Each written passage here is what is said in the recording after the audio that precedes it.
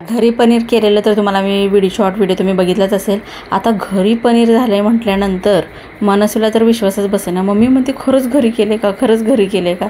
तर तिला एवढा आनंद झालाय घरी केल्याचा पनीरचा, कारण तिला आता माहीत आहे घरी पाहिजे तेव्हा मम्मी करू शकते। मग त्यासाठी तिला लगेचच दुसऱ्या दिवशी तिनं जाहीर फरमान सोडलं, मम्मी मला डब्याला पनीरच पाहिजे।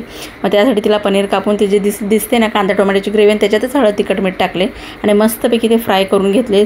एवढं छान टेस्टी लागत होतं की नाही पनीर, खूपच भारी बरं का। तव्यात जिरे मोहरीची फोडणी दिली, तीच कांदा टोमॅटोची प्युरी, हळद लसूण काय ते त्याच्यातच सगळं टाकलेलं, लसूण वगैरे। आणि मनसू कशी म्हणते बघा आता तुम्ही,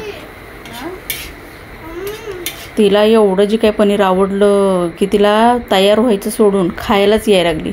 म्हटलं अगं तयार तरी हो, डबा तुलाच देणार आहे म्हटलं मी।